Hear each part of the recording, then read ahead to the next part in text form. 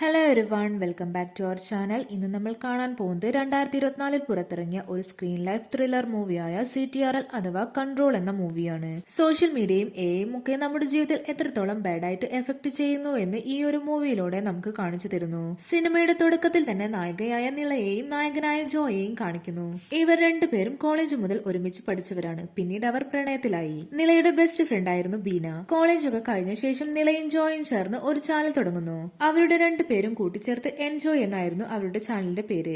അവർ ഓരോ ദിവസവും ചെയ്യുന്ന കാര്യങ്ങളും അവരുടെ ട്രാവലിംഗും എല്ലാം തന്നെ അവർ അവരുടെ ചാനലിൽ പങ്കുവെച്ചുകൊണ്ടിരുന്നു. വളരെ പെട്ടെന്ന് തന്നെ ആളുകളുടെ മനസ്സിൽ നിളയും ജോയും ഇടം നേടി. ഒരുപാട് ബ്രാൻഡുകൾ അവരുമായി കൊളാബറേഷൻ ചെയ്യാൻ താല്പര്യപ്പെട്ടു. അങ്ങനെ നല്ല രീതിയിൽ സോഷ്യൽ മീഡിയയിൽ നിന്നും അവർ സമ്പാദിച്ചുകൊണ്ടിരുന്നു. അങ്ങനെ ഏകദേശം 5 വർഷമായി അവർ റിലേഷൻഷിപ്പിലായിട്ട്. അവരുടെ 5th ആനിവേഴ്സറിക്ക് നിളയാകട്ടെ ജോയ്ക്ക് ഒരു സർപ്രൈസ് കൊടുക്കുകയാണ്. ലൈവ് വീഡിയോ ആയിട്ട് തലേ ദിവസം അവൾ ജോയുള്ള സ്ഥലത്തേക്ക് പോവുകയാണ്. അവനൊരു സർപ്രൈസ് കൊടുക്കാനാണ് അവൾ പോകുന്നത്. എന്നാൽ അവിടെ എത്തുമ്പോൾ അവളാണ് സർപ്രൈസ് ആകുന്നത്. കാരണം ജോ മറ്റൊരു പെൺകുട്ടിയായിട്ട് കിസ് ചെയ്തുകൊണ്ടിരിക്കുകയായിരുന്നു. ഇത് കണ്ട് ദേഷ്യം സഹിക്കാൻ വയ്യാതെ അവൾ ലൈവ് വീഡിയോ ആണെന്ന് പോലും നോക്കാതെ അവനുമായി വഴക്കിടുന്നു. എന്നിട്ട് ആ പെൺകുട്ടിയെ അടിക്കുകയും ചെയ്യുന്നു. അതോടെ അവളുടെ ആ വീഡിയോ വൈറലായി. അവരുടെ ബ്രേക്കപ്പിന്റെ കാര്യങ്ങൾ എല്ലാവരും ചർച്ച ചെയ്യാൻ തുടങ്ങി. ആ ലൈവ് വീഡിയോ വെച്ചിട്ട് ഒരുപാട് ട്രോളുകളും വരാൻ തുടങ്ങുന്നു. അവക്ക് വരുന്ന കമന്റുകളെല്ലാം വായിച്ചിട്ട് നിളയാകെ തകർന്നു പോവാണ്. ആകെ തകർന്ന നിളയെ ജോ വീഡിയോ കോൾ ചെയ്യുന്നു. എന്നിട്ട് അതെല്ലാം അറിയാതെ സംഭവിച്ചു പോയതാണെന്ന് പറയുന്നു. അതിനെല്ലാം കാരണം നീ തന്നെയാണെന്ന് ജോ പറയാണ്. നീ എപ്പോഴും സോഷ്യൽ മീഡിയയിലാണ്. നീ എന്നും ചിന്തിക്കുന്നത് എന്ത് പോസ്റ്റ് ചെയ്യണം, ഏത് ഫോട്ടോ എടുക്കണം, നാളെ ഏത് വ്ലോഗ് ചെയ്യണം എന്നൊക്കെയാണ്. നീ റിയൽ ലൈഫിലല്ല ജീവിക്കുന്നത്. ഇത് കേട്ട് അവൾക്ക് ദേഷ്യം വരുന്നു. ഇത്രയും കാലം നീയും ഇതിനെല്ലാം കൂട്ടുനിന്നതല്ലേ, ഇപ്പോഴെന്താ ഇങ്ങനെയൊക്കെ പറയുന്നതെന്ന് അവൾ പറയുന്നു. എപ്പോഴും സോഷ്യൽ മീഡിയയിൽ ജീവിക്കുന്ന നിന്റെ കൂടെ ജീവിക്കാൻ എനിക്ക് പറ്റില്ല എന്ന് അവൻ തുറന്നു പറയാണ്. അതോടെ അവർ ബ്രേക്കപ്പ് ആവാണ്. ജോയും നിളയും ബ്രേക്കപ്പ് ആയതോടു കൂടി അവരുടെ സബ്സ്ക്രൈബേഴ്സ് എല്ലാവരും ഒരുപാട് കമന്റ് ചെയ്യാൻ തുടങ്ങി. ജോ ഇല്ലാതെ നിളയ്ക്ക് ഒന്നും തന്നെ ചെയ്യാൻ കഴിയില്ല എന്നും അവൾ വെറും വട്ടപൂജമാണെന്നൊക്കെ പറഞ്ഞിട്ട് അവൾക്ക് നെഗറ്റീവ് കമന്റ്സ് വരാൻ തുടങ്ങി.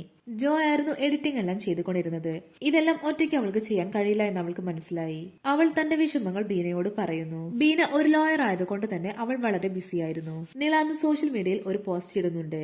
ജോയും അവളുമുള്ള ഫോട്ടോയിൽ ജോയുടെ ഫോട്ടോ മാത്രം കറുപ്പിച്ച ശേഷം ജോ ഇല്ലാതെ തനിക്കെല്ലാം ചെയ്യാൻ സാധിക്കുമെന്ന രീതിയിലായിരുന്നു അവളുടെ പോസ്റ്റ്. എന്നാൽ ആ പോസ്റ്റിന് താഴെ ഒരുപാട് നെഗറ്റീവ് കമന്റ്സ് ആയിരുന്നു വന്നിരുന്നത്. എന്നാൽ അതിലൊരു കമന്റ് അവൾ ശ്രദ്ധിക്കുന്നു. ഇങ്ങനെ ഒരു ഫോട്ടോ മാത്രം കറുപ്പിക്കാതെ അവനുമായുള്ള എല്ലാ ഫോട്ടോയിൽ നിന്നും അവനെ മാത്രം എറേസ് ചെയ്യാനുള്ള ഒരു ആപ്പ് ഉണ്ട്. അതിന്റെ ലിങ്ക് ആ കമന്റിന് താഴെ കൊടുത്തിട്ടുമുണ്ട്. അവൾ ആ ലിങ്കിൽ കയറി ആ ആപ്പ് ഡൗൺലോഡ് ചെയ്യുന്നു. അവളുടെ പേരും ഇമെയിൽ ഐഡിയും പാസ്വേഡും ഉപയോഗിച്ച് അവൾ അത് ലോഗിൻ ചെയ്യുന്നു. അതിൽ ഒരുപാട് AI അവതാർസ് ഉണ്ടായിരുന്നു. അതിലൊരെണ്ണം അവൾ സെലക്ട് ചെയ്യുന്നു.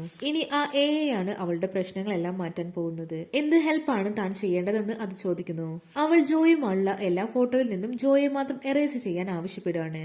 അതിനായി അവളുടെ എല്ലാ ഡീറ്റെയിൽസും അലോ ചെയ്യാനുള്ള പെർമിഷൻ അവൾ കൊടുക്കുന്നു. അതോടെ അവളുടെ എല്ലാ ഫോട്ടോസും ഡാറ്റാസും എല്ലാം എയുടെ കൺട്രോളിലായിരിക്കുകയാണ്.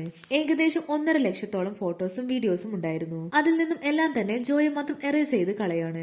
അതിനായി കുറച്ച് ദിവസങ്ങൾ വേണ്ടിവരും. അതിനുശേഷം അവൾ ഏത് പോസ്റ്റ് ചെയ്യണമെന്നും ഏതൊക്കെ വീഡിയോസ് ചെയ്യണമെന്നും അതിന്റെ എല്ലാം എഡിറ്റിംഗും AI ചെയ്തു കൊടുക്കുന്നതാണ്. അതിനുശേഷം അവൾ ജോയുടെ എല്ലാ സാധനങ്ങളും നശിപ്പിച്ചു കളയാണ്. അവരുടെ എൻജോയ് എന്ന പേരുള്ള ബോർഡും അവൾ നശിപ്പിച്ചു കളഞ്ഞു. ഇതെല്ലാം വീഡിയോ ആക്കി അവൾ ചാനലിൽ പോസ്റ്റ് ചെയ്യുന്നു. അത് വൈറലാവുകയും അവൾക്ക് ഒരുപാട് ലൈക്കും സബും കിട്ടുകയും ചെയ്യുന്നു. അങ്ങനെ വീണ്ടും അവൾ സക്സസ് ആവുകയാണ്. ഒരു ദിവസം ജോ അവളെ കാണാൻ വരുന്നു. അവനെ അകത്തേക്ക് കയറ്റാതെ അവൾ ഡോർ ലോക്ക് ചെയ്യുന്നു. എന്നാൽ അവൻ പറയുന്നുണ്ട്, ഞാൻ ബ്രേക്കപ്പിനെ കുറിച്ച് സംസാരിക്കാനല്ല വന്നത്, മറ്റൊരു പ്രധാനപ്പെട്ട കാര്യം പറയാനാണ് വന്നതെന്ന്. എന്നാൽ നിള അതൊന്നും കേൾക്കാൻ നിന്നില്ല. അവൾ സെക്യൂരിറ്റിയെ വിളിച്ച് അവനെ വിളിച്ച് കൊണ്ടുപോകാൻ പറയുന്നു. അപ്പോഴും അവന്റെ ഫോട്ടോസ് എറേസ് ചെയ്തുകൊണ്ടിരിക്കുകയാണ്. അതൊരു സൈഡിലൂടെ അതിന്റെ പണി എടുത്തോണ്ടിരിക്കുകയാണ്. ആ സമയം ജോന്റെ ഒരു മെസ്സേജ് വരുന്നുണ്ട്. എനിക്ക് അത്യാവശ്യമായിട്ട് നിന്നോട് ഒരു കാര്യം പറയാനുണ്ട്, അതെനിക്ക് നേരിട്ട് കണ്ട് സംസാരിക്കണം. അതിനായി ഒരിടത്ത് മീറ്റ് ചെയ്യാൻ അവൻ ആവശ്യപ്പെടുന്നു. എന്നാൽ പെട്ടെന്ന് ആ മെസ്സേജ് തനിയെ ഓപ്പൺ ആവുകയും അതിന്റെ റിപ്ലൈ ആയിട്ട് താൻ വരുമെന്ന് പറഞ്ഞ് ടൈപ്പ് ചെയ്ത് അയക്കുകയാണ്. എന്നാൽ ഇതൊന്നും അവൾ അറിയുന്നുണ്ടായിരുന്നില്ല. ഇപ്പോൾ അവളുടെ അക്കൗണ്ട് ആരോ ഹാക്ക് ചെയ്തിരിക്കുകയാണ്. പിറ്റേന്ന് അവൾ വീഡിയോ എടുത്തുകൊണ്ടിരിക്കുമ്പോൾ അവളുടെ ഫ്രണ്ട് ബീന അവളെ വിളിക്കുന്നുണ്ട്. ജോ നിന്നെ കാണാൻ വന്നിരുന്നോ എന്ന് ചോദിക്കുന്നു. അവനെ 4 ദിവസമായി കാണാനില്ല എന്നാണ് ബീന പറയുന്നത്. ആ ബ്രേക്കപ്പിന് ശേഷം അവന്റെ ലൈഫിൽ ഒന്നും ശരിയായില്ല എന്ന് തോന്നുന്നു. അത് കേട്ട് നിള പേടിക്കുന്നുണ്ട്. അവനെന്ത് പറ്റിയെന്ന് അറിയാനായിട്ട് അവന്റെ ഫ്രണ്ടിനെ എല്ലാം അവൾ വിളിച്ചു നോക്കുന്നു. എന്നാൽ ആർക്കും തന്നെ അവനെ കുറിച്ച് ഒരു അറിവുമില്ലായിരുന്നു. അവൾ വേഗം ജോയുടെ ഫേസ്ബുക്ക് ഓപ്പൺ ചെയ്യാൻ നോക്കുന്നു. എന്നാൽ അതിന്റെ എല്ലാം പാസ്വേഡ് ആരോ മാറ്റിയിരിക്കുകയാണ്. അവൾക്ക് ഒന്നിലും തന്നെ ലോഗിൻ ചെയ്യാൻ പറ്റുന്നില്ല.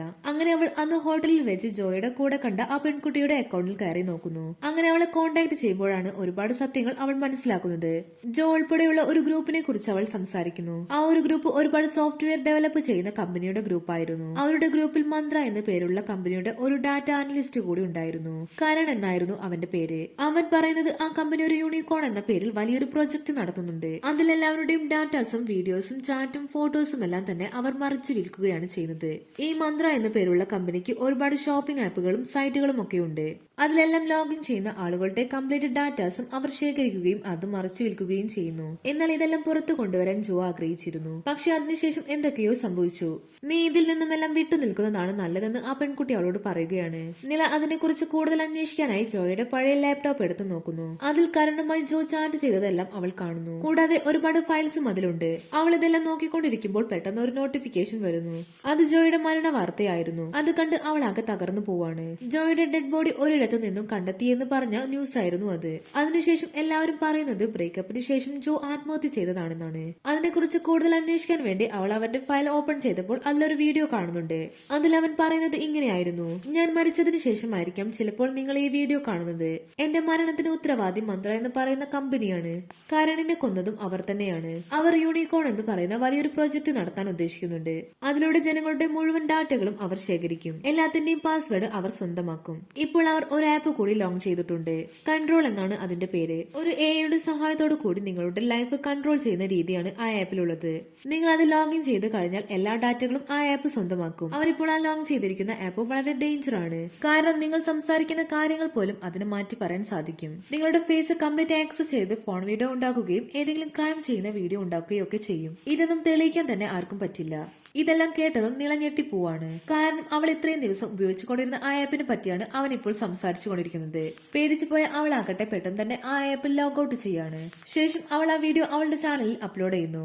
അവൾ പുറത്തേക്ക് പോയ സമയം അവൾ അപ്ലോഡ് ചെയ്ത വീഡിയോ കംപ്ലീറ്റ് ആയി ചേഞ്ച് ആവുകയാണ്. ജോ സംസാരിച്ച കാര്യങ്ങളെല്ലാം തന്നെ നേരെ വിപരീതമാകുന്നു.